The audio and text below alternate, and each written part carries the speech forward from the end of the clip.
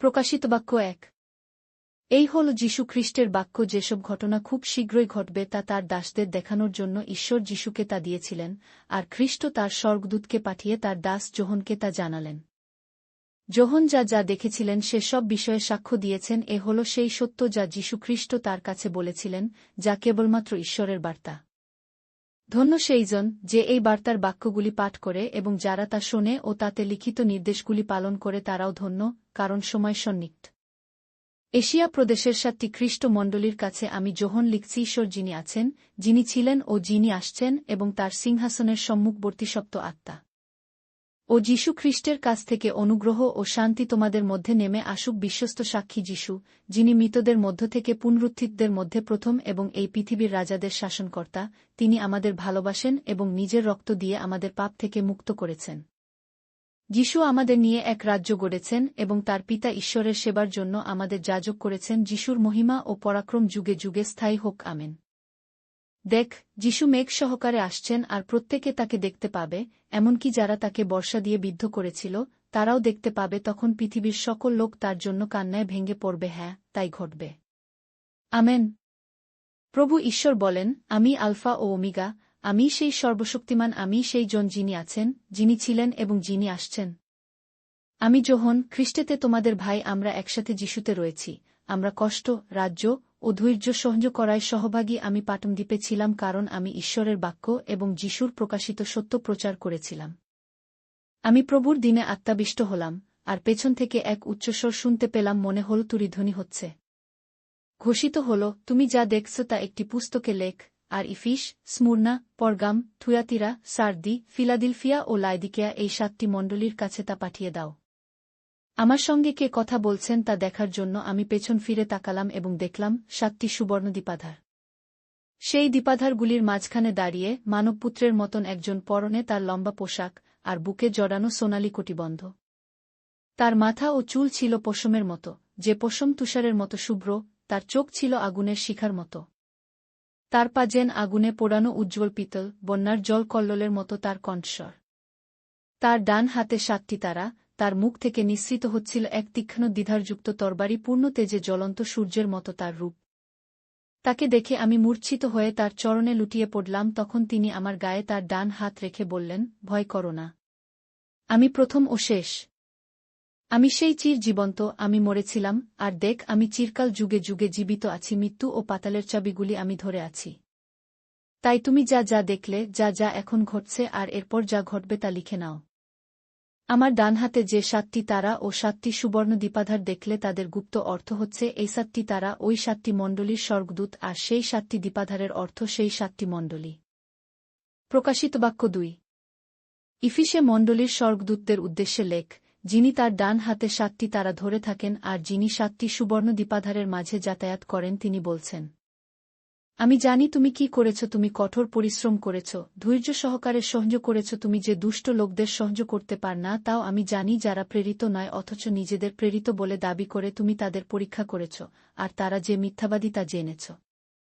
আমি জানি তোমার ধৈর্য আছে, আর আমার নামের জন্য দুঃখকষ্ট সহ্য করেছ, ক্লান্ত হয়ে পড়নি। তবু তোমার বিরুদ্ধে আমার এই অভিযোগ আছে, তোমার যে ভালোবাসা প্রথমে ছিল তা তুমি হারিয়ে ফেলেছ। তাই তুমি চিন্তা করে দেখ কোথা থেকে তোমার পতন হয়েছে। অনুতাপ কর, আর শুরুতে যেসব কাজ করতে তাতে ফিরে যাও। তুমি যদি অনুতাপ না কর, তবে আমি তোমার কাছে আসব ও তোমার দ্বীপাধারটি তার স্থান থেকে সরিয়ে দেব। কিন্তু একটি গুণ তোমার আছে, তুমি নিকলাইতীয়দের কাজ ঘৃণা কর, তাদের কাজ আমিও ঘৃণা করি। যার শোনার মতো কান আছে সে শুনুক। আত্মা মণ্ডলীগুলিকে কি বলছেন, যে বিজয়ী হয় আমি তাকে জীবন বৃক্ষের ফল খাওয়ার অধিকার দেব। এই বৃক্ষ রয়েছে ঈশ্বরের বাগানে। স্মুর্নার মণ্ডলীর স্বর্গদূতদের কাছে এই কথা লেখ, যিনি আদি ও অন্ত, যিনি মরেছিলেন এবং পুনরায় জীবিত হলেন, তিনি এই কথা বলছেন, আমি তোমার দুঃখভোগ ও দারিদ্র্যের কথা জানি, কিন্তু সত্যি তুমি ধনবান। তোমাদের নামে লোকে যে সব মন্দ কথা বলে তা আমি জানি। সেই সব লোক নিজেদের ইহুদি বলে, কিন্তু সত্যিকারের ইহুদি নয়, বরং শয়তানের দলের লোক। তোমাকে যে সমস্ত দুঃখভোগ করতে হবে তাতে ভয় পেও না। আমি তোমাকে বলছি, তোমাদের পরীক্ষা করার জন্য দিয়াবল তোমাদের কাউকে কাউকে কারাগারে পূর্বে ১০ দিন পর্যন্ত তোমাদের কষ্ট হবে। যদি মরতে হয় তবু আমার প্রতি বিশ্বস্ত থেকো। যদি তুমি বিশ্বস্ত থাক, তাহলে আমি তোমাকে জীবনমুকুট দেব।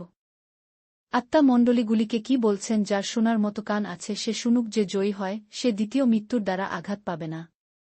পরগাম মণ্ডলীর স্বর্গদূতদের কাছে লেখ, যার হাতে তীক্ষ্ণ দ্বিধার তরোয়াল, তিনি বলেন, আমি জানি তুমি কোথায় বাস করছ, তুমি সেইখানে বাস করছ যেখানে শয়তানের সিংহাসন রয়েছে, কিন্তু আমার প্রতি তুমি বিশ্বস্ত আছ, এমনকি আন্তিপাসের সময়ও আমার প্রতি তোমার যে বিশ্বাস তা অস্বীকার করনি। আন্তিপাস আমার এক বিশ্বস্ত সাক্ষী, যে তোমাদের নগরে নিহত হয়েছিল, তোমাদের নগর সেইখানে যেখানে শয়তান বাস করে। তবু তোমাদের বিরুদ্ধে আমার কয়েকটি কথা বলার আছে। তোমাদের মধ্যে এমন কিছু লোককে তুমি সহ্য করেছ, যারা বিলিয়মের শিক্ষা অনুসারে চলে ইসরায়েলকে কি করে পাপে ফেলা যায় তা বিলিয়ম শিখিয়েছিল। সেই লোকরা প্রতিমার সামনে উৎসর্গ করা খাদ্য খেয়ে ও ব্যভিচার করে পাপ করেছিল। হ্যাঁ, তোমাদের মধ্যেও বেশ কিছু লোক নিকলাইতীয়দের শিক্ষা অনুসারে চলে।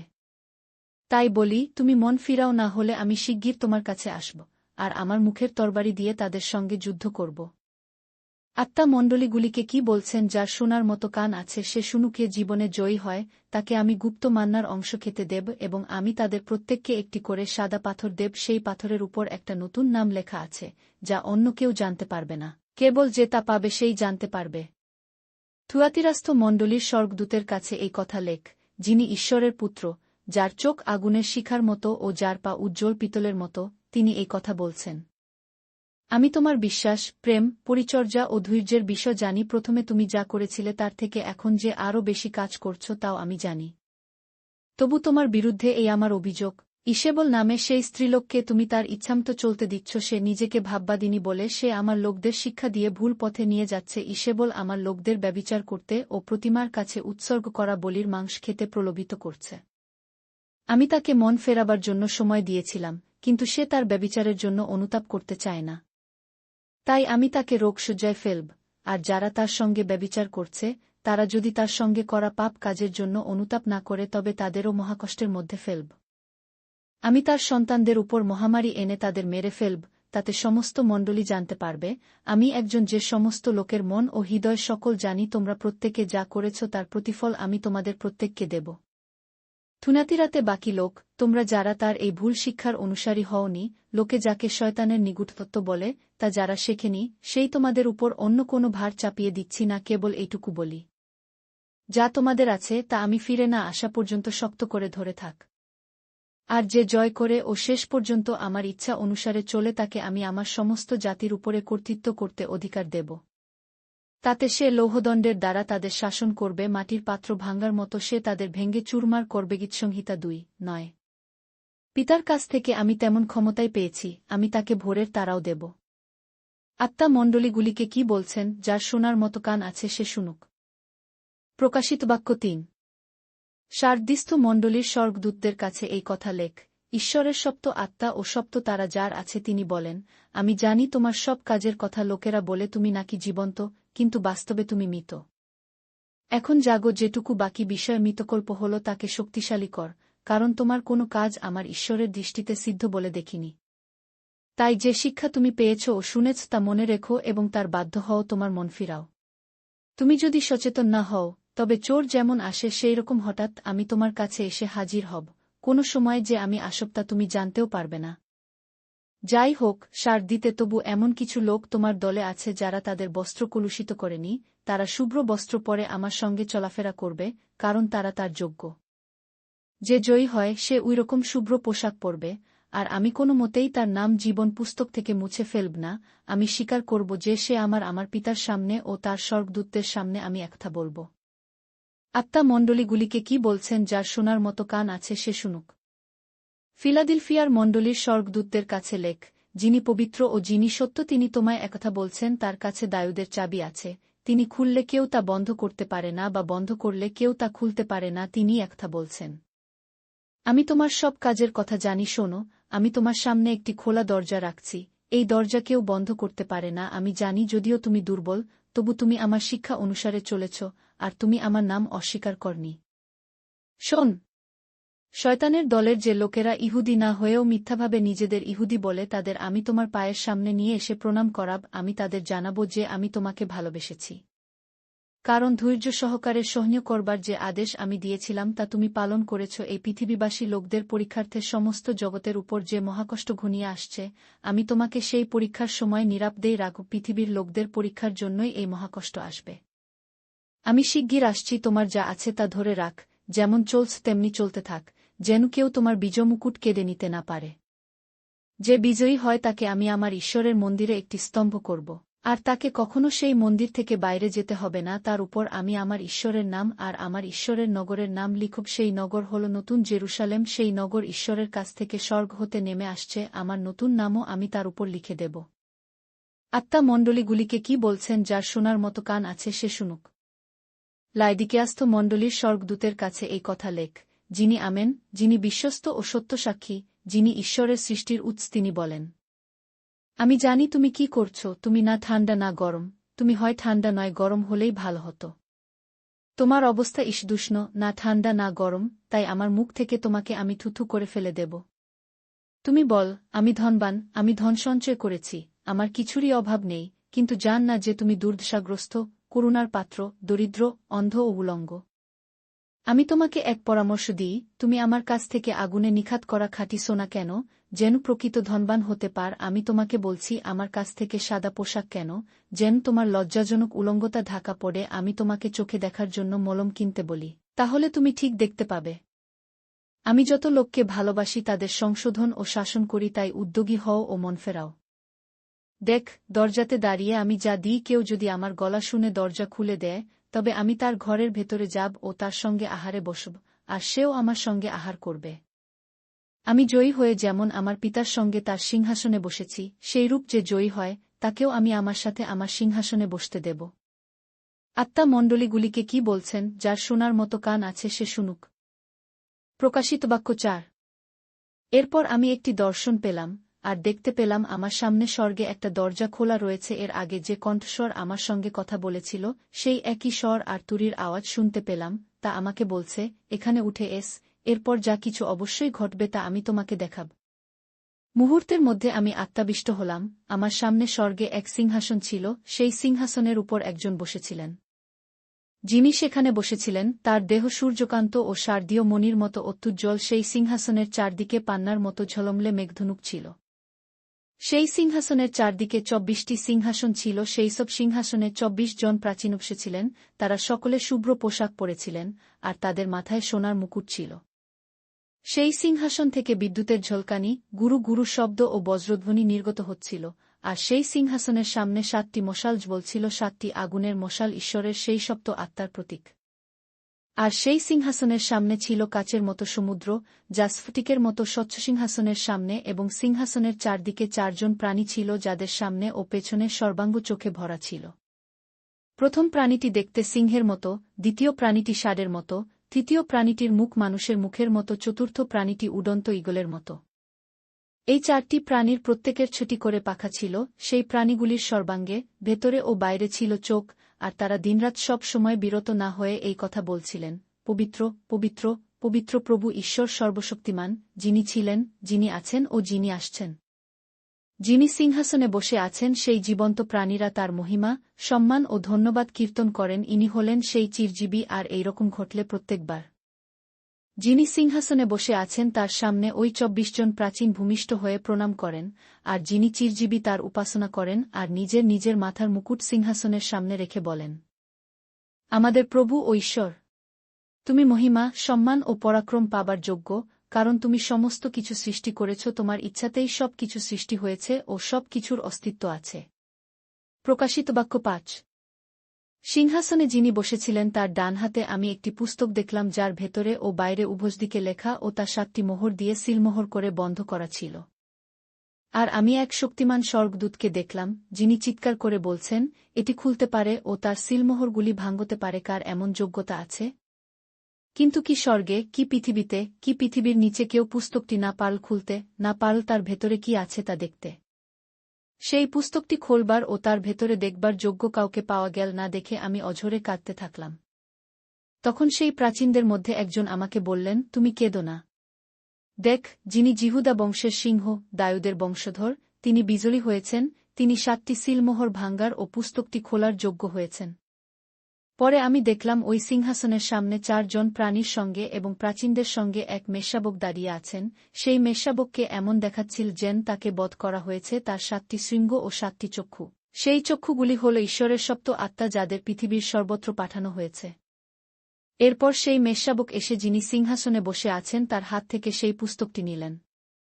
তিনি যখন পুস্তকটি নিলেন তখন ওই 4 জন প্রাণী ও 24 জন প্রাচীন মেষশাবকের সামনে ভূমিষ্ঠ হয়ে প্রণাম করলেন। তাদের প্রত্যেকের কাছে ছিল একটি করে বীণা ও সোনার বাটিতে সুগন্ধি ধূপ।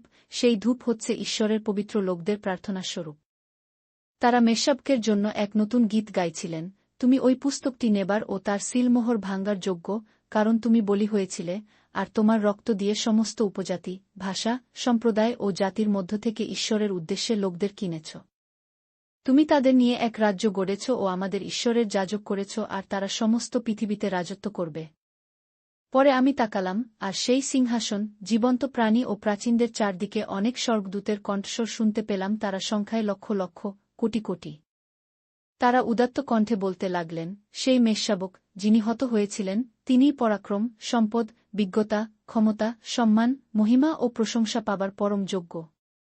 পরে আমি স্বর্গে, পৃথিবীতে, পৃথিবীর নিচে ও সমুদ্রের মধ্যে সমস্ত প্রাণী এবং আর যা কিছু সেইসব জায়গাতে ছিল তাদের এই বাণী শুনলাম, যিনি সিংহাসনে বসে আছেন তার ও মেষশাবকের প্রতি প্রশংসা, সম্মান, মহিমা ও পরাক্রম যুগে যুগে বর্ষিত হোক। সেই 4 জন প্রাণী তখন বললেন, আমেন। এরপর সেই প্রাচীনরা মাথা নিচু করে প্রণাম ও উপাসনা করলেন। প্রকাশিত বাক্য 6।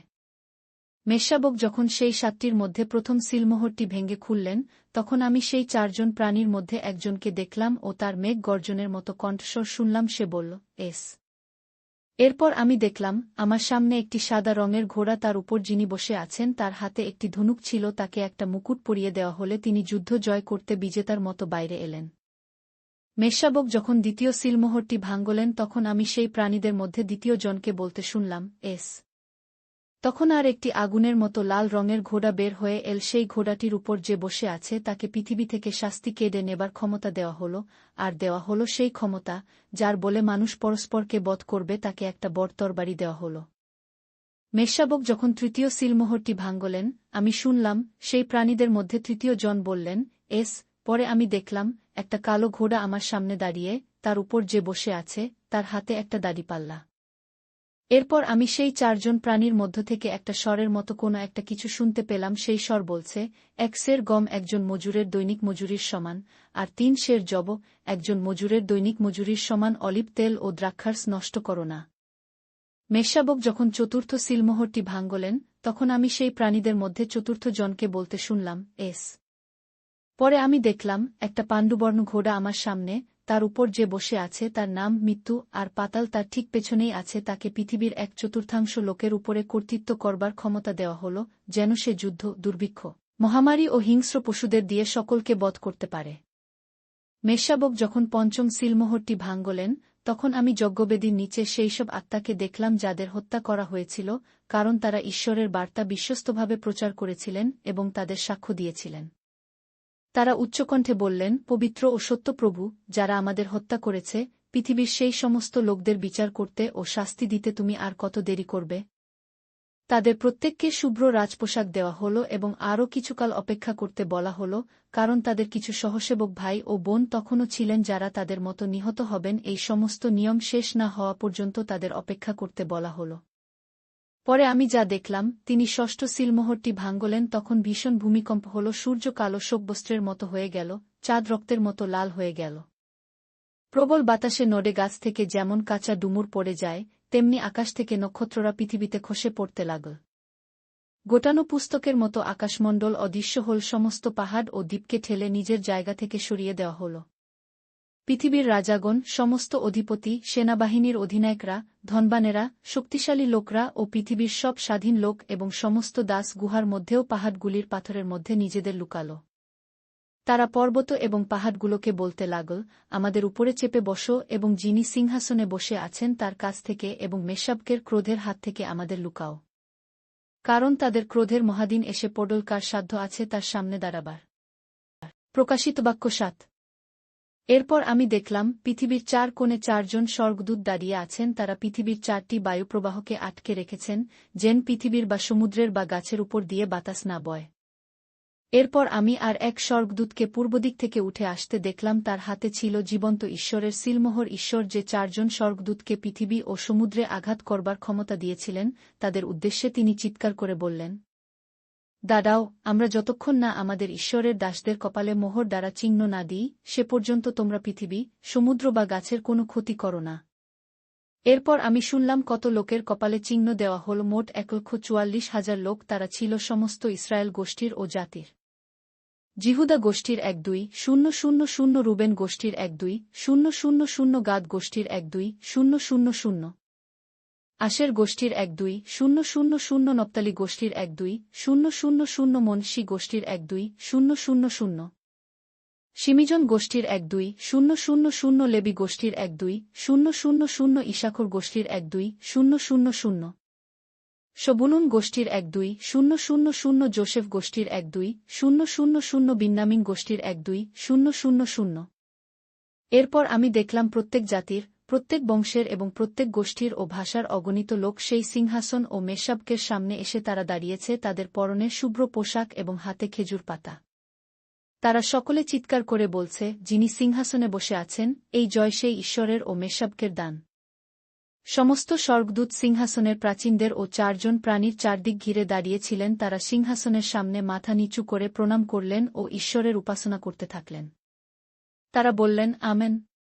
প্রশংসা, মহিমা, প্রজ্ঞা, ধন্যবাদ, সম্মান, পরাক্রম ও ক্ষমতা যুগ পর্যায়ের যুগে যুগে আমাদের ঈশ্বরেরই হোক, আমেন। এরপর সেই প্রাচীনদের মধ্যে একজন আমায় জিজ্ঞেস করলেন, শুভ্র পোশাক পর, এই লোকরা কে, আর এরা সব কোথা থেকে এসেছে? আমি তাকে বললাম, মহাশয়, আপনি জানেন। তিনি আমায় বললেন, এরা সেই লোক যারা মহানির্যাতন সহ্য করে এসেছে, আর মেশাবকের রক্তে নিজের পোশাক ধুয়ে শুচিশুভ্র করেছে। এই কারণেই এরা ঈশ্বরের সিংহাসনের সামনে দাঁড়িয়ে আছে, আর দিন-রাত তার মন্দিরে তার উপাসনা করে চলেছে। যিনি সিংহাসনে বসে আছেন, তিনি এদের রক্ষা করবেন। এরা আর কখনো ক্ষুধার্ত, তৃষ্ণার্ত হবে না, এদের গায়ে রোদ বা তার প্রখর তাপও লাগবে না।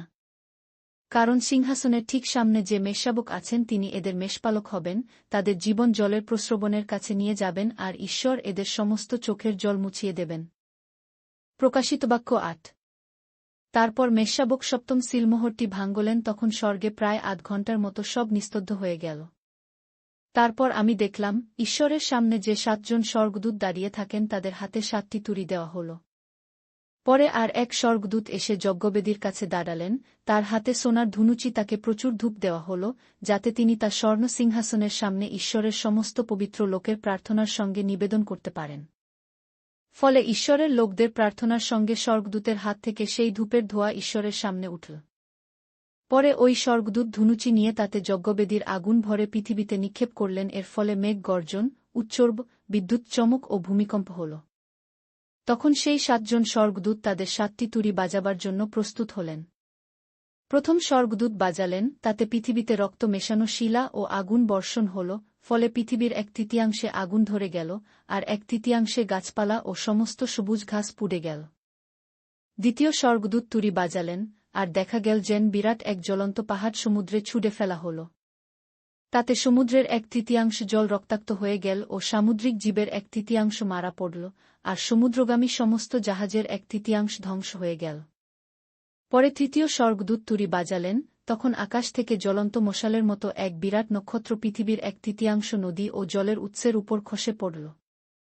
সেই নক্ষত্রের নাম নাগদানা, কারণ তা পৃথিবীর ১/৩ জল তিক্ত করে দিল। এভাবে জল তেতো হওয়ার কারণে অনেক লোক মারা পড়ল। এরপর চতুর্থ স্বর্গদূত তুরি বাজালেন, আর সূর্যের ১/৩, চন্দ্রের ১/৩ এবং সমস্ত নক্ষত্রের ১/৩ এমনভাবে ঘা খেল যে তাদের ১/৩ অন্ধকার হয়ে গেল। সেইভাবে দিনেরও ১/৩ আলোবিহীন হল, আর রাত্রির অবস্থাও একই রকম হল। এইসব কিছু দেখতে দেখতে হঠাৎ আমি শুনতে পেলাম আকাশের উঁচু দিয়ে একটা ঈগল পাখি উড়ে যেতে যেতে চিৎকার করে এই কথা বলছে, সন্তাপ, সন্তাপ, পৃথিবীবাসীদের সন্তাপ।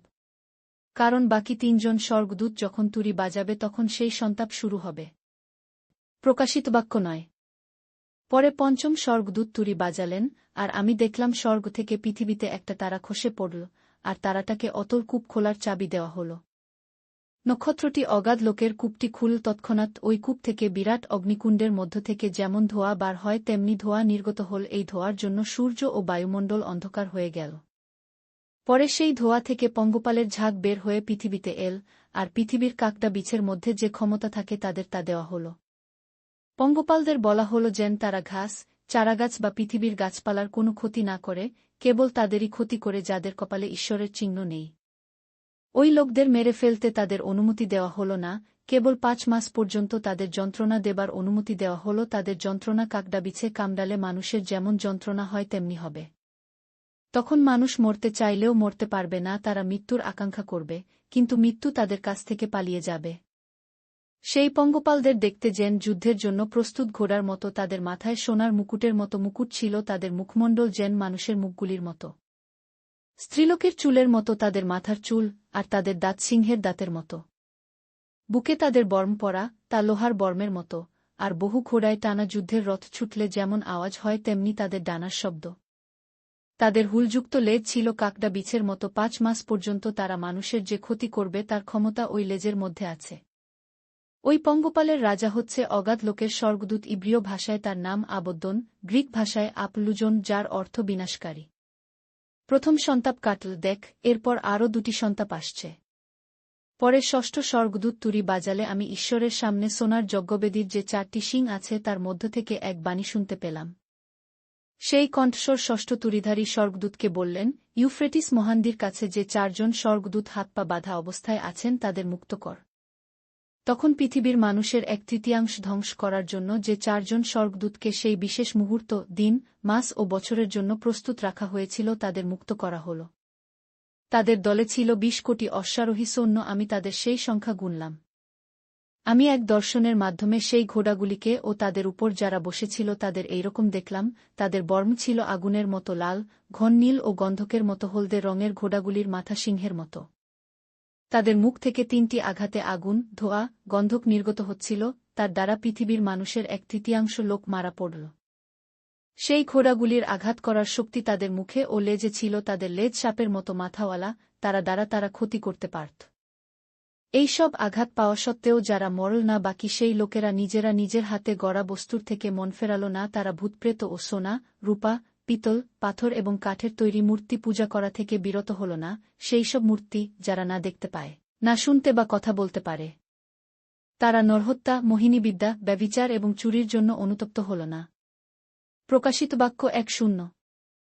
পরে আমি একজন শক্তিশালী স্বর্গদূতকে স্বর্গ থেকে নেমে আসতে দেখলাম। তিনি একখণ্ড মেঘকে পোশাকের মতো করে পরেছিলেন, আর তার মাথার চারদিকে মেঘধনুক ছিল। তার মুখ সূর্যের মতো, আর পা আগুনের থামের মতো। তার হাতে ছিল একটি খোলা পুস্তক। তিনি তার ডান পাটি সমুদ্রের উপরে আর বা পাটি স্থলে রাখলেন। আর সিংহ গর্জনের মতো হুঙ্কার ছাড়লেন। স্বর্গদূতের গর্জনের পর সপ্ত বজ্রধ্বনি হুঙ্কার করে উঠল। যখন সপ্ত বজ্রধ্বনি কথা বলল তখন আমি তা লিখতে চাইলাম, কিন্তু স্বর্গ থেকে এক স্বর বলল, তুমি লিখো না, বজ্র যা বলছে তা গোপন রাখ। পরে সেই স্বর্গদূত, যাকে আমি সমুদ্রের উপরে এবং স্থলের উপরে পা রেখে দাঁড়াতে দেখেছিলাম, স্বর্গের দিকে তার ডান হাতটি ওঠালেন। আর যিনি যুগে যুগে জীবন্ত, যিনি আকাশ, পৃথিবী ও সমুদ্র ও এই সবের মধ্যে যা কিছু আছে তার সৃষ্টিকর্তা, তার নামে এই শপথ করে বললেন, আর দেরি হবে না। যখন সপ্তম স্বর্গদূতের তুরি বাজানোর সময় আসবে তখন ঈশ্বরের সেই নিগূঢ় পরিকল্পনা পরিপূর্ণ হবে। এই সেই সুসমাচারের পরিকল্পনা যা ঈশ্বর তার ভাববাদী ও দাসদের কাছে প্রকাশ করেছিলেন। এরপর স্বর্গ থেকে সেই রব আমি আবার শুনতে পেলাম। সেই রব আমাকে বলল, যাও, স্বর্গদূতের হাত থেকে খোলা পুস্তকটি নাও। এই সেই স্বর্গদূত যিনি সমুদ্র ও স্থলের উপর পা রেখে দাঁড়িয়েছিলেন। তখন আমি সেই স্বর্গদূতের কাছে গিয়ে তাকে বললাম, ওই ছোট্ট পুস্তকখানি আমায় দিন। তিনি আমায় বললেন, নাও, খেয়ে ফেল, এটা তোমার পেটে গিয়ে তিক্ত হবে, কিন্তু মুখে মধুর মতো মিষ্টি লাগবে।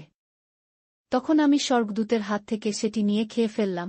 তা মুখে মধুর মতো মিষ্টি লাগল, কিন্তু খাওয়ার পর আমার পাকস্থলী তিক্ততায় ভরে গেল।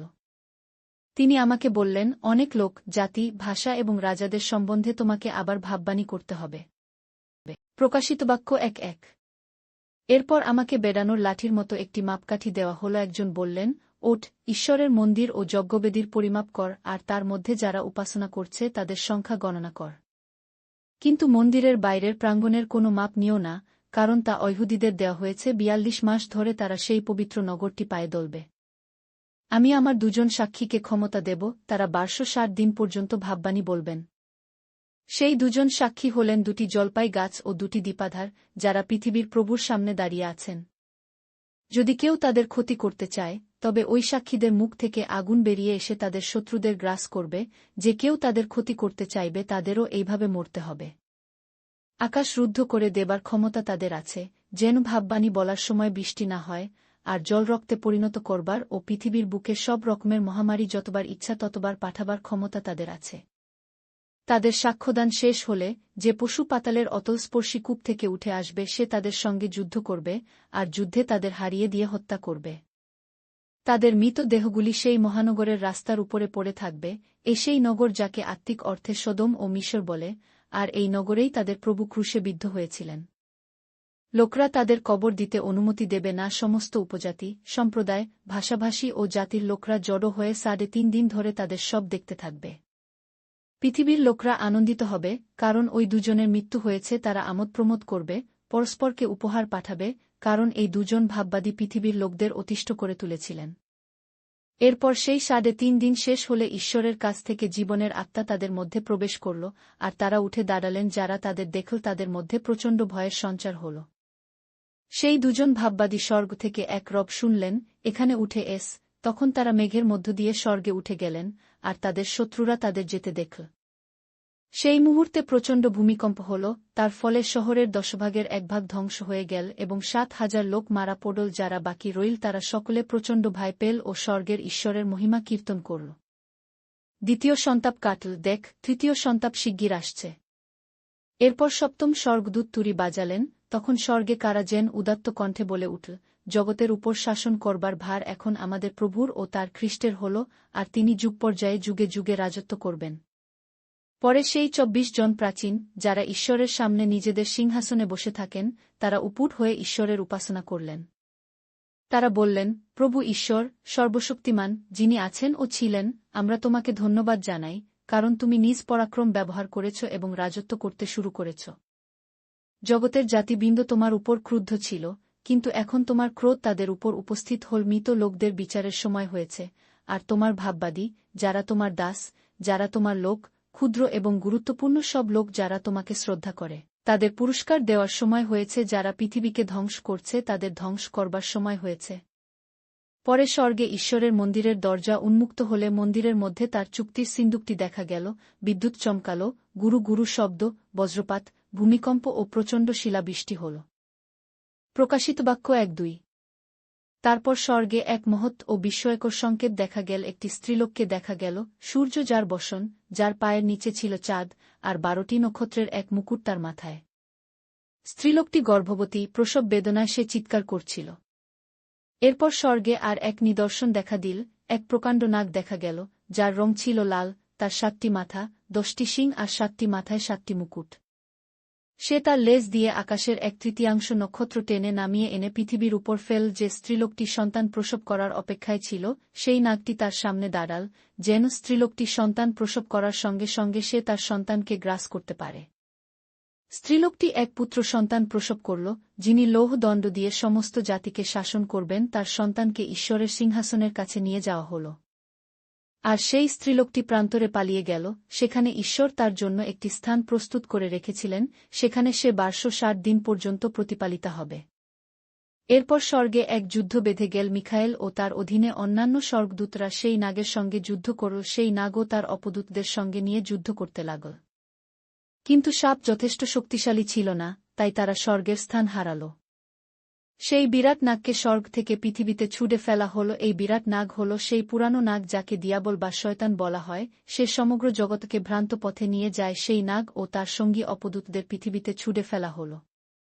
তখন আমি স্বর্গে এক উচ্চস্বর শুনতে পেলাম, এখন আমাদের ঈশ্বরের জয়, পরাক্রম, রাজত্ব, ধ্বনি ও তার খ্রিস্টের কর্তৃত্ব এসে পড়েছে। এসবই সম্ভব হয়েছে কারণ আমাদের ভাইদের বিরুদ্ধে যে দোষারোপকারী, তাকে নিচে ছুঁড়ে ফেলে দেওয়া হয়েছে। সে দিন রাত আমাদের ঈশ্বরের সামনে তাদের নামে দোষারোপ করত।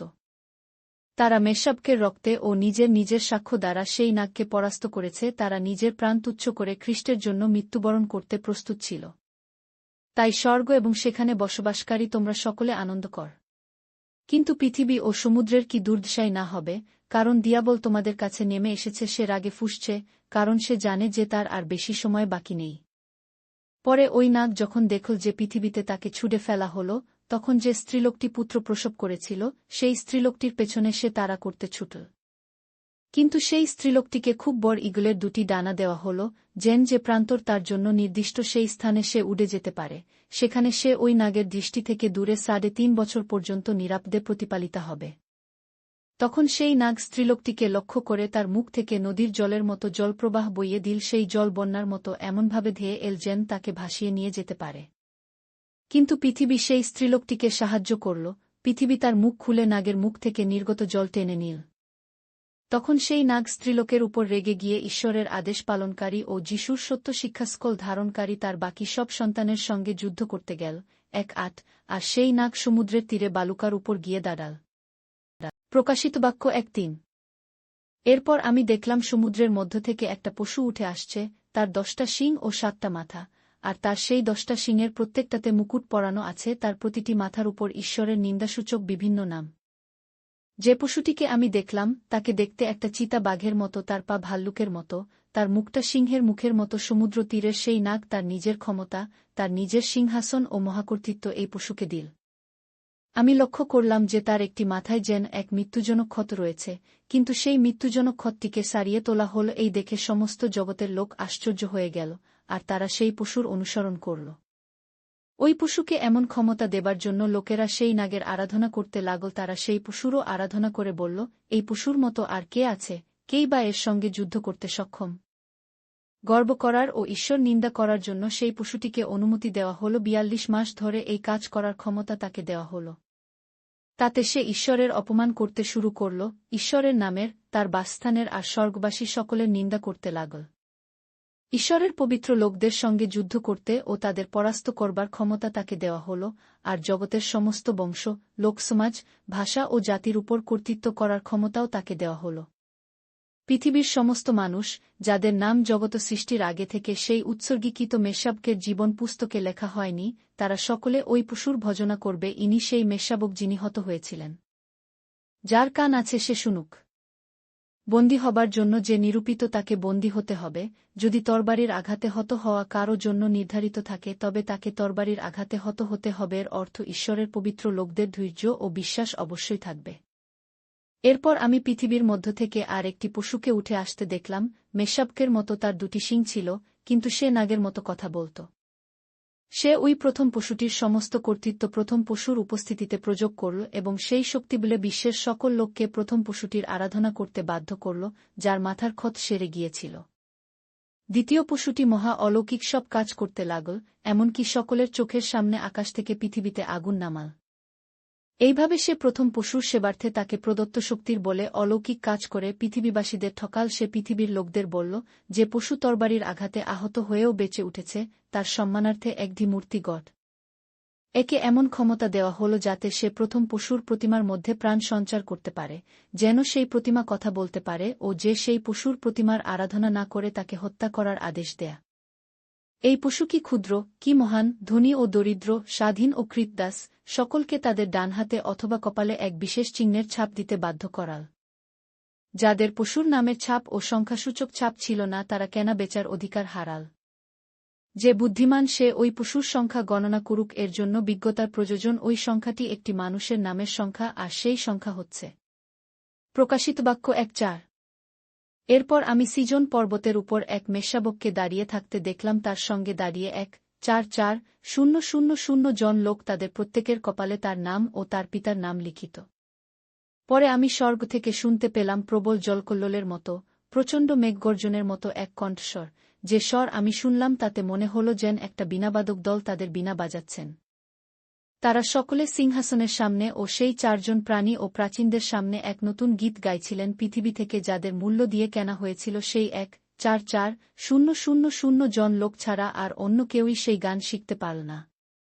এই 1,4,4,000 জন লোক হলেন তারা যারা স্ত্রীলোকদের সংসর্গে নিজেদের কলুষিত করেননি, কারণ তারা খাঁটি। তারা মেষশাবক যেখানে যান সেখানেই তাকে অনুসরণ করেন। পৃথিবীর লোকদের মধ্য থেকে এই 1,4,4,000 জন লোককে মুক্ত করা হয়েছে ঈশ্বর ও মেষশাবকের উদ্দেশ্যে। তারা মনুষ্যদের মধ্য থেকে অগ্রিমাংশরূপে গৃহীত হয়েছেন। তাদের মুখে কোনো মিথ্যা কথা পাওয়া যায়নি, তারা নির্দোষ। পরে আমি আর একজন স্বর্গদূতকে আকাশপথে উড়ে যেতে দেখলাম পৃথিবীবাসী লোকদের কাছে, পৃথিবীর সকল জাতি, উপজাতি, সকল ভাষাভাষী লোকের কাছে ঘোষণা করার জন্য এই স্বর্গদূতের কাছে ছিল অনন্তকালীন সুসমাচার। স্বর্গদূত উদাত্ত কণ্ঠে এই কথা বললেন, ঈশ্বরকে ভয় করো ও তার প্রশংসা করো, কারণ সময় হয়েছে যখন ঈশ্বর সমস্ত লোকদের বিচার করবেন, যিনি স্বর্গ, পৃথিবী, সমুদ্র ও সমস্ত জলের উৎস সৃষ্টি করেছেন, সেই ঈশ্বরেরই উপাসনা করো। এরপর প্রথম স্বর্গদূতদের পিছন পিছন দ্বিতীয় স্বর্গদূত উড়ে এসে বললেন, পতন হল, মহানগরী বাবিলের পতন হল। সে সমস্ত জাতিকে ঈশ্বরের ক্রোধের ও তার ব্যভিচারের মদিরা পান করিয়েছে। এরপর ওই দুজন স্বর্গদূতের পেছনে আর এক স্বর্গদূত এসে চিৎকার করে বললেন, যদি কেউ সেই পশু ও তার প্রতিমার আরাধনা করে আর কপালে অথবা হাতে তার ছাপ ধারণ করে, তবে সেও ঈশ্বরের সেই রোষ মদিরা পান করবে, যা ঈশ্বরের ক্রোধের পাত্রে অমিশ্রিত অবস্থায় ঢালা হচ্ছে পবিত্র স্বর্গদূতদের ও মেষশাবকের সামনে জ্বলন্ত গন্ধকে ও আগুনে পুড়ে তাকে কি নিদারুণ যন্ত্রণায় না পেতে হবে। তাদের যন্ত্রণার ধোঁয়া যুগ পর্যায়ে যুগে যুগে উপরে উঠতে থাকবে। যারা সেই পশু ও তার মূর্তির আরাধনা করে অথবা যে কেউ তার নামের ছাপ ধারণ করে, তারা দিনে কি রাতে কখনো বিশ্রাম পাবে না। এখানেই ঈশ্বরের পবিত্র লোকদের ধৈর্যের প্রয়োজন, যারা ঈশ্বরের আজ্ঞা পালন করবে ও যিশুর প্রতি বিশ্বাসে স্থির থাকবে। এরপর আমি স্বর্গ থেকে একটা রব শুনলাম, তুমি এই কথা লেখ, এখন থেকে মৃত লোকেরা ধন্য, যারা প্রভুর সঙ্গে যুক্ত থেকে মৃত্যুবরণ করেছে। আত্মা একথা বলছেন, হ্যাঁ, এই সত্য, তারা তাদের কঠোর পরিশ্রম থেকে বিশ্রাম লাভ করবে, কারণ তাদের সব সৎকর্ম তাদের অনুসরণ করে। পরে আমি তাকিয়ে দেখলাম, আমার সামনে একখণ্ড সাদা মেঘ, সেই মেঘের উপর মানবপুত্রের মতো একজন বসে আছেন, তার মাথায় সোনার মুকুট ও তার হাতে একটা ধারালো কাস্তে। এরপর মন্দির থেকে আর একজন স্বর্গদূত বের হয়ে এলেন, যিনি মেঘের উপরে বসে আছেন। তাকে তিনি বললেন, আপনার কাস্তে লাগান ও শস্য সংগ্রহ করুন, কারণ শস্য সংগ্রহের সময় হয়েছে, পৃথিবীর সব শস্য পেকেছে। তাই যিনি সেই মেঘের উপর বসেছিলেন, তিনি পৃথিবীর উপর কাস্তে চালালেন আর পৃথিবীর ফসল তোলা হল। এরপর স্বর্গের মন্দির থেকে আর একজন স্বর্গদূত বেরিয়ে এলেন, এই স্বর্গদূতের হাতে এক ধারালো কাস্তে ছিল। আর যজ্ঞবেদী থেকে অন্য এক স্বর্গদূত উঠে এলেন, যার আগুনের উপরে কর্তৃত্ব করার ক্ষমতা ছিল। তিনি ওই ধারালো কাস্তে হাতে যে স্বর্গদূত ছিলেন তার উদ্দেশ্যে চিৎকার করে এই কথা বললেন, তোমার ধারালো কাস্তে লাগাও, পৃথিবীর সমস্ত আঙ্গুর ক্ষেতের আঙ্গুরের থোকাগুলি কাট, কারণ সমস্ত আঙ্গুর পেকে গেছে। তখন সেই স্বর্গদূত পৃথিবীর উপর কাস্তে চালিয়ে পৃথিবীর সমস্ত আঙ্গুর সংগ্রহ করে ঈশ্বরের ক্রোধের মাডাইকলে ঢেলে দিলেন। নগরের বাইরে মাডাইকলে আঙ্গুরগুলি মাডাই করা হলে পরে সেই মাডাইকল থেকে রক্ত নিঃসৃত হল। সেই রক্ত উচ্চতায় ঘোড়ার এক বল্গা পর্যন্ত এবং দূরত্বে 200 মাইল প্রবাহিত হল। প্রকাশিত বাক্য 1:5। পরে আমি স্বর্গে আর একটি মহৎ ও বিস্ময়কর চিহ্ন দেখলাম, সপ্তম স্বর্গদূতকে সপ্ত আঘাত নিয়ে আসতে দেখলাম। এগুলিই শেষতম আঘাত, এই আঘাতগুলির দ্বারা ঈশ্বরের মহাক্রোধের অবসান হবে। এরপর আমি অগ্নিমিশ্রিত কাচের সমুদ্রের মতো কিছু একটা দেখলাম, যারা সেই পশু, তার মূর্তি ও তার নামের সংখ্যাকে জয় করেছে। তারা ঈশ্বরের দেওয়া বিনা হাতে ধরে সেই কাচের সমুদ্রের তীরে দাঁড়িয়েছিল। তারা ঈশ্বরের দাস মসির গীত ও মেষশাবকের গীত গাইছিল। হে প্রভু ঈশ্বর ও সর্বশক্তিমান, মহৎ ও আশ্চর্য তোমার ক্রিয়া সকল, হে জাতিবৃন্দের রাজন। ন্যায় ও সত্য তোমার পথ সকল। হে প্রভু, কে না তোমার নামের প্রশংসা করবে? কারণ তুমি একমাত্র পবিত্র। সমস্ত জাতি তোমার সামনে এসে তোমার উপাসনা করবে, কারণ তোমার ন্যায়সঙ্গত কাজ প্রকাশিত হয়েছে। এরপর আমি স্বর্গের মন্দির, ঈশ্বরের পবিত্র উপস্থিতির তাঁবু, দেখলাম। মন্দিরটি খোলা ছিল। সেই 7 জন স্বর্গদূত, যাদের উপর শেষ 7টি হানবার ক্ষমতা দেওয়া হয়েছিল, তারা সেই মন্দির থেকে বাইরে এলেন। তারা সূচি শুভ্র মসিনার পোশাক পরিহিত, তাদের বুকে সোনার ফিতে বাঁধা। পরে সেই 4 প্রাণীর মধ্য থেকে একজন ওই 7 জন স্বর্গদূতদের হাতে একে একে তুলে দিলেন 7টি সোনার বাটি। সেগুলি যুগ পর্যায়ে যুগে যুগে জীবন্ত ঈশ্বরের রোষে পরিপূর্ণ। তাতে ঈশ্বরের মহিমা ও পরাক্রম হতে উৎপন্ন ধোঁয়ায় মন্দিরটি পরিপূর্ণ হল। আর সেই সপ্ত স্বর্গদূতদের সপ্ত আঘাত শেষ না হওয়া পর্যন্ত কেউ মন্দিরের মধ্যে প্রবেশ করতে পারল না। প্রকাশিত বাক্য 1:6। তখন আমি মন্দির থেকে এক উদাত্ত কণ্ঠস্বর শুনতে পেলাম, তা ওই 7 জন স্বর্গদূতকে বলছে, যাও, ঈশ্বরের রোষের সেই 7টি বাটি পৃথিবীতে ঢেলে দাও। তখন প্রথম স্বর্গদূত গিয়ে পৃথিবীর উপরে তার বাটিটি ঢেলে দিলেন। তাতে যারা সেই পশুর ছাপ ধারণ করেছিল, যারা তার মূর্তির উপাসনা করেছিল, তাদের গায়ে এক কুৎসিত বেদনাদায়ক ঘা দেখা দিল। এরপর দ্বিতীয় স্বর্গদূত তার বাটিটি সমুদ্রের উপর ঢেলে দিলেন। তাতে সমুদ্রের জল মরা মানুষের রক্তের মতো হয়ে গেল, আর তাতে সমুদ্রের মধ্যে যত জীবন্ত প্রাণী ছিল সবই মারা পড়ল। এরপর তৃতীয় স্বর্গদূত তার বাটিটি পৃথিবীর নদী ও জলের উৎসে ঢেলে দিলেন, তাতে সব জল রক্ত হয়ে গেল। তখন আমি জল সমুদ্রের স্বর্গদূতকে বলতে শুনলাম, তুমি আছো ও ছিলে, তুমিই পবিত্র, তুমি ন্যায়পরায়ণ, কারণ তুমি এইসব বিষয়ের বিচার করেছ। ওরা পবিত্র লোকদের ও ভাববাদীদের রক্তপাত করেছে, আর তার প্রতিফলস্বরূপ আজ তুমিও এই সব লোককে রক্তপান করতে দিয়েছ, এটাই এদের প্রাপ্ত। তখন আমি যজ্ঞবেদীকে বলতে শুনলাম, হ্যাঁ, প্রভু ঈশ্বর যিনি সর্বশক্তিমান, তোমার বিচার সত্য ও ন্যায়সঙ্গত। পরে চতুর্থ স্বর্গদূত সূর্যের উপরে তার বাটিটি ঢেলে দিলেন, তাতে লোকদের আগুনে পোড়াবার ক্ষমতা সূর্যকে দেওয়া হল। তখন সেই প্রচণ্ড তাপে মানুষদের পোড়ানো হল ঈশ্বরকে, তারা অভিশাপ দিতে লাগল। এই সমস্ত আঘাতের উপর ঈশ্বরের কর্তৃত্ব ছিল, কিন্তু তারা তবু তাদের মন ফিরাল না আর ঈশ্বরের মহিমা কীর্তন করল না। এরপর পঞ্চম স্বর্গদূত তার বাটিটি সেই পশুর সিংহাসনের উপর ঢেলে দিলেন, ফলে তার রাজ্যের সব জায়গায় ঘোর অন্ধকার হয়ে গেল, আর লোকেরা যন্ত্রণায় নিজেদের জিভ কামড়াতে লাগল।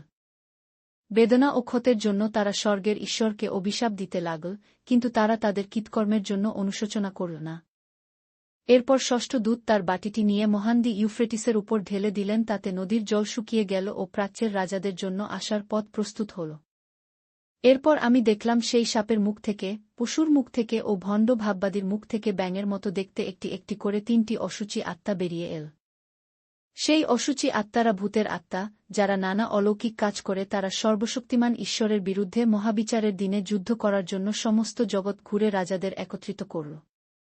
শোন, চোর যেমন আসে আমি তেমনি আসবধন্য সেই ব্যক্তি যে জেগে থাকে আর নিজের পোশাক নিজের কাছে রাখে, যাতে তাকে উলঙ্গ হয়ে না বেড়াতে হয় এবং লজ্জায় না পড়তে হয়। পরে ওই অশুচি আত্মারা ইব্রিয় ভাষায় যাকে হর্মাগিদন বলে সেই স্থানে নিয়ে এসে রাজাদের একত্রিত করল। এরপর সপ্তম স্বর্গদূত আকাশের উপর তার বাটিটি ঢেলে দিলেন, তখন স্বর্গের মন্দিরের সেই সিংহাসন থেকে শোনা গেল এক পরম উদাত্ত কণ্ঠস্বর, সমাপ্ত হল। তাতে বিদ্যুৎ ঝলক, মেঘগর্জন, বজ্রপাত এবং ভয়ঙ্কর এক ভূমিকম্প হল। পৃথিবীতে মানুষের উৎপত্তিকাল থেকে এমন ভূমিকম্প আর কখনো হয়নি। সেই মহানগরী তাতে ভেঙে টুকরো হয়ে গেল, আর ধূলিসাৎ হয়ে গেল বিধর্মীদের সব শহর। ঈশ্বর মহান বাবিলকে শাস্তি দিতে ভুলে যাননি, তিনি তার প্রচণ্ড ক্রোধে পূর্ণ সেই পানপাত্র মহানগরীকে দিলেন। এর ফলে সমস্ত দ্বীপ অদৃশ্য হয়ে গেল, আর পর্বতমালা সমভূমি হয়ে গেল। আকাশ থেকে মানুষের উপরে বিরাট বিরাট শিলা পড়তে লাগল, এক একটি শিলা ছিল এক এক মন ভারী, আর এই শিলা বৃষ্টির জন্য লোকরা ঈশ্বরের নিন্দা করতে লাগল, কারণ সেই আঘাত ছিল নিদারুণ ভয়ঙ্কর এক আঘাত। প্রকাশিত বাক্য 1:7। এরপর ওই 7টি বাটি যাদের হাতে ছিল, সেই 7 জন স্বর্গদূতদের মধ্যে একজন এসে আমায় বললেন, বহু নদীর উপরে যে মহাবেশ্যা বসে আছে, আমি তোমাকে তার কি শাস্তি হবে তা দেখাব। তার সঙ্গে পৃথিবীর রাজারা যৌন পাপ করেছে, আর পৃথিবীর লোকরা তার অসৎ যৌন ক্রিয়ার মদিরা পান করে মত্ত হয়েছে। তখন তিনি আত্মার পরিচালনায় আমাকে প্রান্তরের মধ্যে নিয়ে গেলেন। সেখানে আমি একটি নারীকে দেখলাম, সে লাল রঙের এক পশুর উপর বসে আছে। সেই পশুটির 7টা মাথা ও 10টা শিং, তারা সারা গায়ে ঈশ্বর নিন্দাসূচক নাম লেখা ছিল। সেই নারীর পরনে ছিল বেগুনি ও লাল রঙের বসন, সোনা ও বহুমূল্য মণিমুক্তাখচিত অলঙ্কার তার অঙ্গে, তার হাতে সোনার একটি পানপাত্র ছিল, ঘৃণ্য দ্রব্যে ও তার যৌন পাপ মালিন্যে তা পূর্ণ। তার কপালে রহস্যপূর্ণ এক নাম লেখা আছে, মহতী বাবিল, পৃথিবীর বেশ্যাদের এবং পৃথিবীর যাবতীয় ঘৃণ্য জিনিসের জননী। আমি দেখলাম, সেই নারী ঈশ্বরের পবিত্র লোকদের রক্তে মাতাল হয়ে আছে। এই পবিত্র লোকরাই যিশুর বিষয়ে সাক্ষ্য দিয়েছিল। সেই নারীকে দেখে আমি রীতিমতো অবাক হয়ে গেলাম। সেই স্বর্গদূত আমায় জিজ্ঞেস করলেন, তুমি অবাক হচ্ছ কেন? আমি ওই নারী ও তার বাহন পশু সম্পর্কে নিগুঢ় তথ্য জানাচ্ছি। ওই পশুটির 7টি মাথা এবং 10টি শিং আছে। তুমি যে পশুকে দেখলে, এক সময় সে বেঁচে ছিল, কিন্তু এখন সে বেঁচে নেই। সে পাতাল থেকে উঠে আসবে ও তার ধ্বংসস্থানে যাবে। জগৎ পত্তনের সময় থেকে পৃথিবী নিবাসী যত লোকের নাম জীবন পুস্তকে লিখিত নেই, তারা ওই পশুকে দেখে বিস্মিত হবে, কারণ পশুটি একদিন ছিল, এখন আর নেই, কিন্তু পরে আবার আসবে। এটা বোঝার জন্য বিজ্ঞ মনের প্রয়োজন। ওই সপ্তমস্তক হচ্ছে সপ্ত পর্বত, যার উপর ওই নারী বসে আছে। তারা আবার সপ্ত রাজার প্রতীক। তাদের মধ্যে প্রথম 5 জনের পতন হয়েছে, একজন আছে, আর অন্য জন এখনও আসেনি। সে এলে কেবল অল্পকালই থাকবে। যে পশু এক সময় জীবিত ছিল আর এখন নেই, সেই হচ্ছে অষ্টম রাজা। এই অষ্টম রাজা সেই 7 রাজার একটি, আর সে তার ধ্বংসের দিকে যাচ্ছে। আর তুমি যে 10টি শিং দেখলে, তা হল 10টি রাজা। তারা এখনও রাজ্য পায়নি, কিন্তু সেই পশুর সঙ্গে 1 ঘণ্টার জন্য রাজাদের মতো কর্তৃত্ব করার ক্ষমতা পাবে। এই 10 রাজার উদ্দেশ্য এক, তারা নিজেদের ক্ষমতা ও কর্তৃত্ব সেই পশুকে দেবে। তারা মেষশাবকের সঙ্গে যুদ্ধ করবে, কিন্তু মেষশাবক তাদের পরাজিত করবে, কারণ তিনি প্রভুদের প্রভু ও রাজাদের রাজা। তিনি তার মনোনীত এবং বিশ্বস্ত লোকদের সাহায্যে তাদের পরাজিত করবেন। এই লোকদের তিনি আহ্বান করেছিলেন। আর স্বর্গদূত আমায় বললেন, দেখ, ওই গণিকা যে জলের উপর বসে আছে, সেই জল হচ্ছে জাতিগণ, প্রজাগণ, জনগণ ও ভিন্ন ভাষাভাষীর লোকসমূহ। তুমি যে 10টা সিং ও পশুকে দেখলে, তারা ওই গণিকাকে ঘৃণা করবে। তারা তার সব কিছু কেড়ে নিয়ে তাকে উলঙ্গ করে তার দেহটাকে খাবে, তারপর তাকে আগুনে পুড়িয়ে দেবে। এসব ঘটবে কারণ ঈশ্বর তার ইচ্ছা পূরণ করতে তাদের হৃদয়ে এই প্রবৃত্তি দেবেন। সেজন্য তারা সকলে একচিত্ত হয়ে যে পর্যন্ত ঈশ্বরের বাক্য সফল না হয় সেই পর্যন্ত নিজের নিজের ক্ষমতা সেই পশুকে দেবে, যাতে সে রাজত্ব করতে পারে। তুমি যে নারীকে দেখলে সে ওই মহানগরীর প্রতীক, যে পৃথিবীর রাজাদের উপরে কর্তৃত্ব করে। প্রকাশিত বাক্য 1:8। এইসব ঘটনার পর আমি আর একজন স্বর্গদূতকে স্বর্গ থেকে নেমে আসতে দেখলাম। তিনি মহাপরাক্রান্ত স্বর্গদূত, তার জ্যোতি সমস্ত পৃথিবীকে আলোকিত করে তুল। তিনি প্রবল শব্দে চেঁচিয়ে উঠলেন, পতন হল, মহানগরী বাবিলের পতন হল। সে ভূতের আবাসে পরিণত হয়েছে, সেই নগরী হয়েছে সব রকমের অসুচি আত্মার আবাস। সে যত অসুচি পাখিদের বাসা এবং যত নোংরা ও ঘৃণ্য পশুদের নগরীতে পরিণত হয়েছে। পৃথিবীর সমস্ত মানুষ তার অসৎ যৌন পাপের মদিরা ও ঈশ্বরের রোষ মদিরা পান করেছে। পৃথিবীর রাজারা তার সঙ্গে ব্যভিচার করেছে, আর পৃথিবীর ব্যবসায়ীরা তার অসংযত বিলাসিতার সুবাদে ধনবান হয়ে উঠেছে। এরপর আমি স্বর্গ থেকে আর একটি কণ্ঠস্বর শুনতে পেলাম, সে বলছে, হে আমার প্রজারা, ওখান থেকে বেরিয়ে এস, তোমরা যেন ওর পাপের ভাগী না হও, আর ওর প্রাপ্ত আঘাত যেন তোমাদের উপর না আসে। কারণ ওর পাপ স্তূপীকৃত হয়ে গগনচুম্বী হয়েছে, আর ঈশ্বর ওর সব অপরাধ স্মরণ করেছেন। সে অপরের সঙ্গে যেমন ব্যবহার করেছে, তোমরাও তার প্রতি সেরূপ ব্যবহার কর। সে যেমন কাজ করেছে, তোমরা তার দ্বিগুণ প্রতিফল তাকে দাও। অপরের জন্য পানপাত্রে সে যে পরিমাণ মেশাত, তোমরা তার জন্য সেই পাত্রের দ্বিগুণ মেশাও। সে বাবিল যত অহংকার ও বিলাসিতায় জীবন কাটাত, তোমরা তাকে তত যন্ত্রণা ও মনোকষ্ট দাও। কারণ সে নিজের বিষয়ে বলত, আমি রানী, রানীর মতোই সিংহাসনে বসে আছি, আমি বিধবা নই, আর আমি কখনই দুঃখ পাব না। অতএব একদিনের মধ্যেই তার উপর এই আঘাত আসবে, মৃত্যু, শোক ও দুর্ভিক্ষ, আর আগুনে পুড়িয়ে তাকে ধ্বংস করা হবে। কারণ প্রভু ঈশ্বর যিনি তার বিচার করেছেন, তিনি সর্বশক্তিমান। জগতের যে সব রাজারা তার সঙ্গে যৌন পাপে লিপ্ত হয়েছে ও বিলাসে কাটিয়েছে, তারা তাকে জ্বলতে দেখে ও তার থেকে ধোঁয়া উঠতে দেখে বিলাপ ও হাহাকার করবে। তার যন্ত্রণার ভয়াবহতা দেখে ভয়ে দূরে দাঁড়িয়ে বলবে, হায় হায়, হে মহান নগরী ও শক্তিশালী বাবিল নগরী! 1 ঘণ্টার মধ্যেই তোমার উপরে শাস্তি নেমে এল। আর পৃথিবীর ব্যবসায়ীরা তার, বাবিলের, জন্য কাঁদছে ও হাহাকার করছে, কারণ তাদের বাণিজ্য দ্রব্য আর কেউ কেনে না।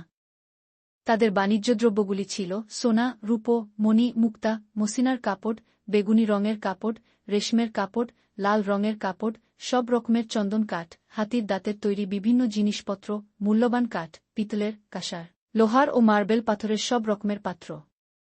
আর দারুচিনি, মশলা, ধূপ, সুগন্ধি নির্যাস, মস্তকি, গুগ্গুল, মদ ও জলপাইয়ের তেল, ময়দা, আটা, গরু, মেষ, ঘোড়া, গাড়ি আর মানুষের দেহ এবং প্রাণও সেই ব্যবসায়ীরা কেঁদে কেঁদে বলবে, হে বাবিল, যে সব ভালো ভাল জিনিসের প্রতি তোমার মন পড়েছিল তার সবই তোমার কাছ থেকে চলে গেছে। তোমার সব রকমের বিলাসিতা ও শোভা প্রাচুর্য সবই ধ্বংস হয়ে গেছে, তুমি তা আর কখনই দেখতে পাবে না। ওই সব জিনিসের ব্যবসায়ীরা তার ধনে ধনী হয়েছিল, তারা তার যন্ত্রণা দেখে ভয়ে দূরে দাঁড়িয়ে কাঁদবে আর হাহাকার করে বলবে, হায় হায় হায় মহানগরী! সে মসিনার কাপড়, বেগুনি রঙের কাপড় ও লাল রঙের কাপড় পরত, সে সোনা, মণি, মুক্তা খচিত গয়না পরত। 1 ঘণ্টার মধ্যে তার সেই মহাসম্পদ ধ্বংস হল। আর প্রত্যেক জাহাজের প্রধান কর্মচারীরা, জলপথের যাত্রীরা, নাবিকরা ও সমুদ্রেই জীবিকা যাদের, তারা সকলে বাবিল থেকে সরে দাঁড়াল। জ্বলন্ত বাবিলের ধোঁয়া দেখে তারা চিৎকার করে বলতে লাগল, আর কোন নগর এই মহানগরীর মতো ছিল না। তারা সকলে নিজেদের মাথায় ধুলো ছিটিয়ে হাহাকার করে বলতে লাগল, হায় হায়, ওই মহানগরীর কি দুর্দশাই না হল! যার সম্পদে সমুদ্রগামী জাহাজের কর্তারা ধনবান হতো, 1 ঘণ্টার মধ্যে সে ধ্বংস হয়ে গেল। এই জন্য হে স্বর্গ, উল্লসিত হও। হে ঈশ্বরের পবিত্র লোকেরা, হে প্রেরিতেরা আর ভাববাদীরা, উদ্ভাসিত হও। কারণ সে তোমাদের প্রতি যে অন্যায় করেছে, ঈশ্বর তার শাস্তি তাকে দিয়েছেন। পরে এক পরাক্রান্ত স্বর্গদূত খুব বড় জাতার মতো পাথর তুলে নিয়ে সমুদ্রে ফেলে দিয়ে বললেন, এই পাথরটির মতো মহানগরী বাবিলকে ছুঁড়ে ফেলা হবে, আর চিরকালের মতো সে নিশ্চিহ্ন হয়ে যাবে। তোমার মধ্যে বীণাবাদক, বাঁশিবাদক, তুরিবাদক ও গায়কদের গানবাজনা আর কখনো শোনা যাবে না, তোমার মধ্যে আর কখনো কোনো শিল্পকারকে পাওয়া যাবে না, গম ভাঙ্গার জাতার শব্দ আর কখনো শোনা যাবে না।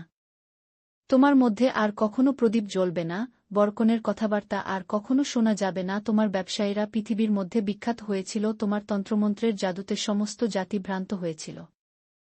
বাবিল সমস্ত ভাববাদী, ঈশ্বরের পবিত্র লোক, আর পৃথিবীতে যত লোককে হত্যা করা হয়েছে তার রক্তপাতের দোষে দোষী।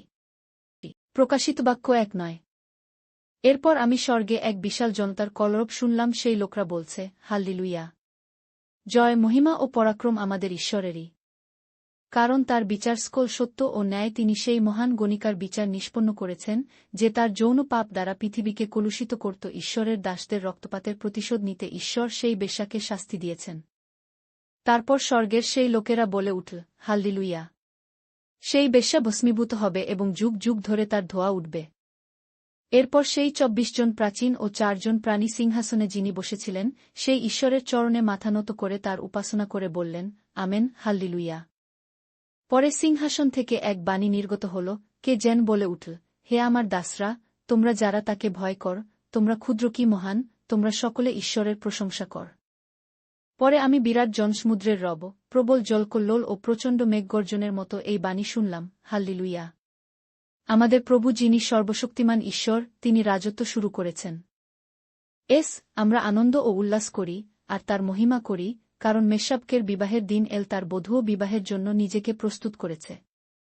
তাকে পরিধান করতে দেওয়া হল সূচি শুভ্র উজ্জ্বল মসিনার বসন, সেই মসিনার বসন হল ঈশ্বরের পবিত্র লোকদের সৎকর্মের প্রতীক। এরপর তিনি আমায় বললেন, তুমি এই কথা লেখ, ধন্য তারা, যারা মেশাবকের বিবাহে নিমন্ত্রিত হয়েছে। তারপর দূত আমায় বললেন, এগুলি ঈশ্বরের সত্য বাক্য। আমি তাকে উপাসনা করার জন্য তার চরণে মাথা নত করলাম, কিন্তু স্বর্গদূত আমায় বললেন, আমার উপাসনা করো না।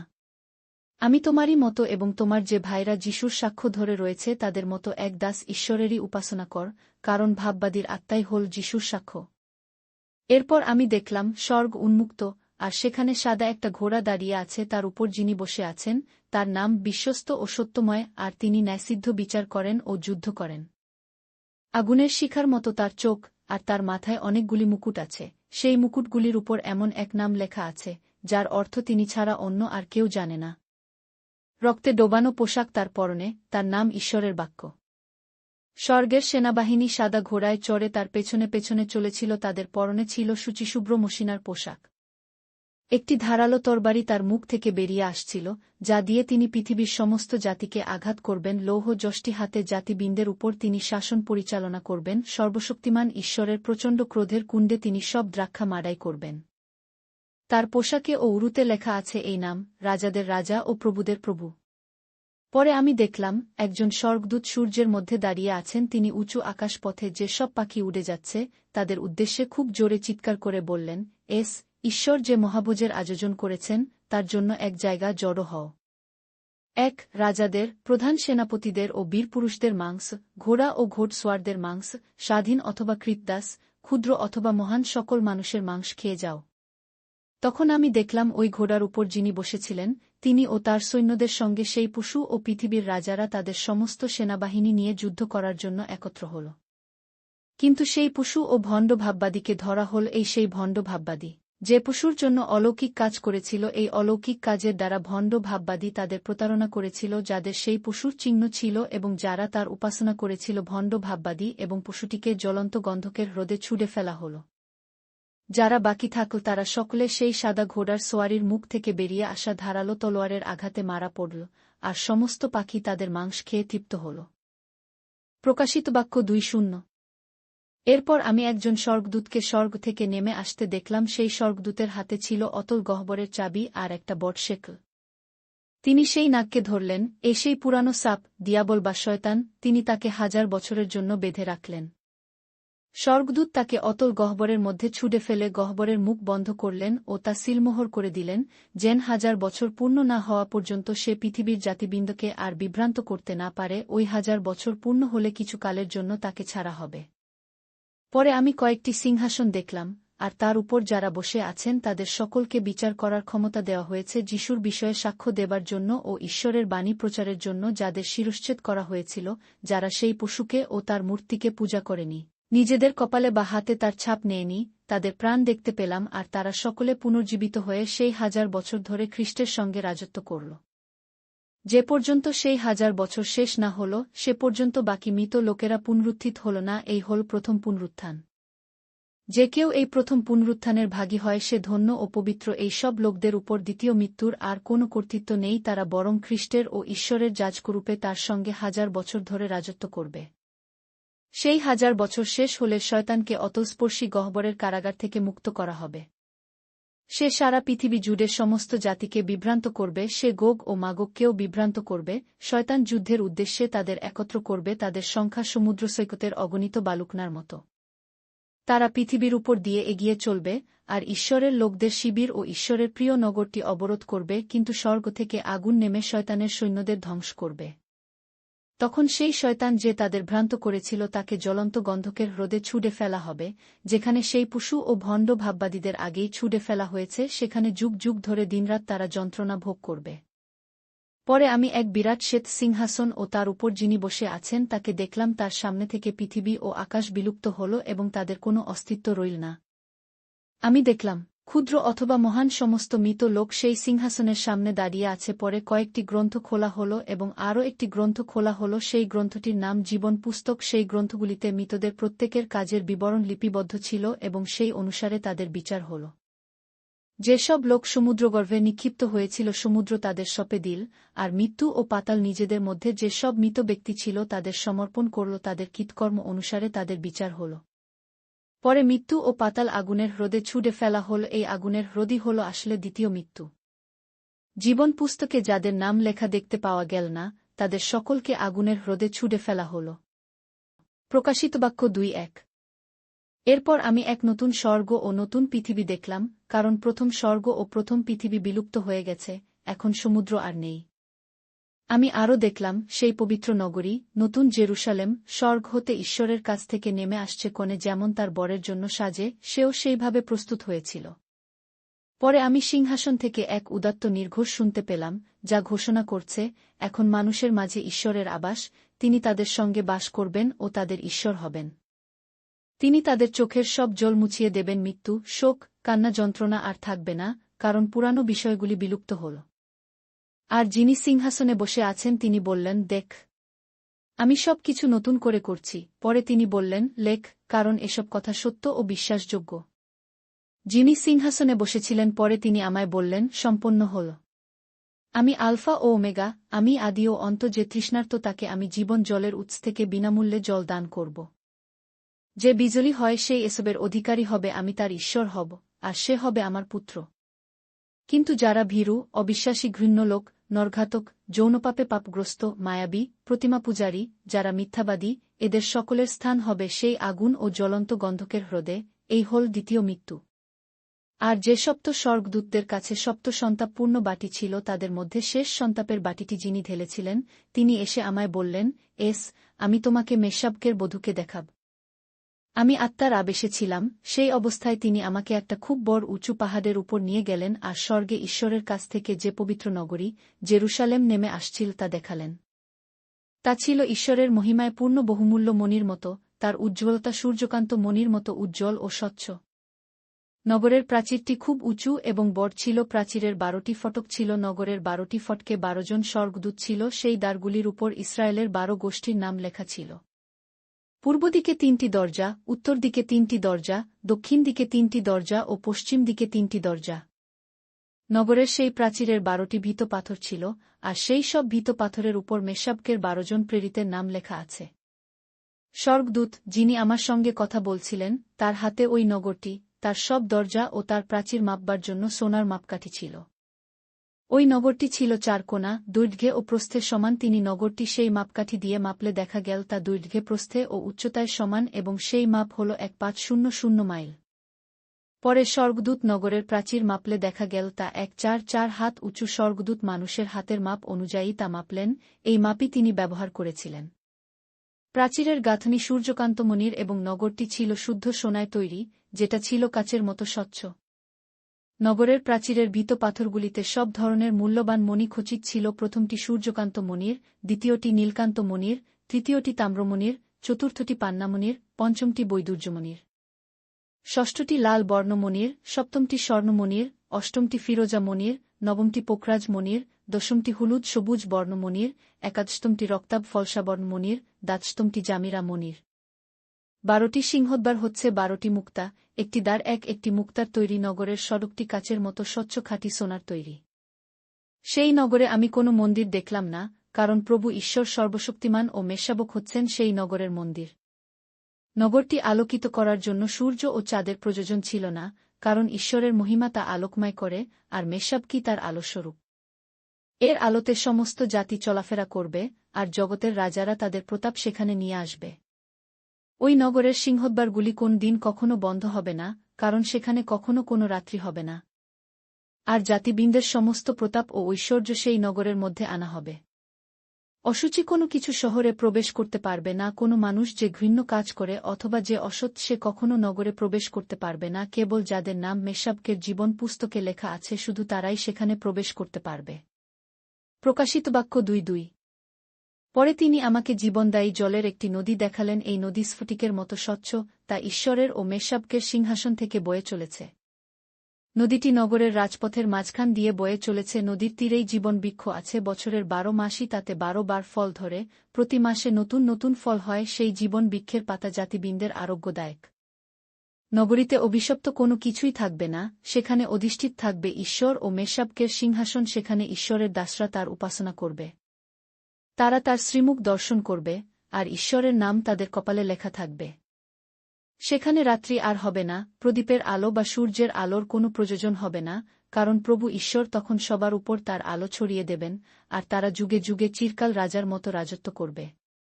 তখন স্বর্গদূত আমায় বললেন, এই সমস্ত কথা সত্য ও বিশ্বাসযোগ্য। প্রভু, যিনি সেই ভাববাদীদের আত্মার ঈশ্বর, তিনি তার স্বর্গদূতকে পাঠিয়েছেন তার দাসদের সেই সব কিছু দেখাবার জন্য, যা শীঘ্রই ঘটবে। শোনো, আমি শিগগির আসছি। ধন্য সেই জন, যে এই পুস্তকের লিখিত ভাববাণী পালন করে। আমি যখন এইসব দেখলাম ও শুনলাম, এইসব দেখা ও শোনার পর যে দূত আমাকে এইসব দেখাচ্ছিলেন, তার আরাধনার জন্য আমি তার পায়ের উপর উপুড় হয়ে পড়লাম। তিনি তখন আমায় বললেন, আমার উপাসনা করো না। আমি তোমার ও তোমার ভাইদের অর্থাৎ ভাববাদীদের মতো একজন দাস। আমি সেই সমস্ত লোকের মতো যারা এই পুস্তকের বাক্য মেনে চলে একমাত্র ঈশ্বরেরই উপাসনা কর। সেই স্বর্গদূত আমাকে আরও বললেন, তুমি এই পুস্তকের ভাববাণীগুলি গোপন রেখো না, সে সব কথা পূর্ণ হবার সময় হয়ে এসেছে। যে অন্যায় করছে সে আরও অন্যায় করুক, আর যে কলুষিত সে কলুষিত থাকুক, যে ধার্মিক সে এর পরে আরও ধর্মাচরণ করুক, আর যে পবিত্র সে আরও পবিত্র হোক। শোন, আমি শিগগির আসছি। আমি দেবার জন্য পুরস্কার নিয়ে আসছি, যার যেমন কাজ সেই অনুসারে সে পুরস্কার পাবে। আমি আলফা ওমেগা, প্রথম ও শেষ, আদি ও অন্ত। যারা তাদের পোশাক ধোয় তারা ধন্য, তারা জীবন বৃক্ষের ফল খাবার অধিকারী হবে ও সকল দ্বার দিয়ে নগরে প্রবেশ করতে পারবে। আর নগরের বাইরে আছে সেই সব কুকুররা, যারা মায়াবী, লম্পট, খুনে, প্রতিমা পূজক, আর যারা মিথ্যা বলতে ভালোবাসে ও মিথ্যা কথা বলে। আমি যিশু, আমি আমার স্বর্গদূতকে পাঠালাম যেন সে মণ্ডলীদের জন্য তোমাকে এসব কথা বলে। আমি দায়ুদের মূল ও বংশধর, আমি উজ্জ্বল প্রভাতী তারা। আত্মা ও বধূ বলছেন, এস। যে একথা শোনে সেও বলুক, এস। আর যে পিপাসিত সেও আসুক, যে চায় সে এসে বিনামূল্যে জীবন জল পান করুক। এই পুস্তকের সব ভাববাণী যারা শুনবে, আমি তাদের দৃঢ়ভাবে বলছি, এই পুস্তকে যা কিছু লেখা হল, কেউ যদি তার সঙ্গে কিছু যোগ করে তবে ঈশ্বর এই পুস্তকে যে সব সন্তাপের উল্লেখ আছে তা তার জীবনে যোগ করবেন। কেউ যদি এই ভাববাণী পুস্তকের বাক্য থেকে কিছু বাদ দেয়, তবে ঈশ্বর এই পুস্তকে যে জীবন বৃক্ষের কথা লেখা আছে তা থেকে ও পবিত্র নগর থেকে তার অংশ বাদ দেবেন। যিশু যিনি বলছেন এই বিষয়গুলি সত্য, এখন তিনিই বলছেন, হ্যাঁ, আমি শিগগির আসছি। আমেন। প্রভু যিশু। প্রভু যিশুর অনুগ্রহ তার সকল লোকের সহবর্তী হোক।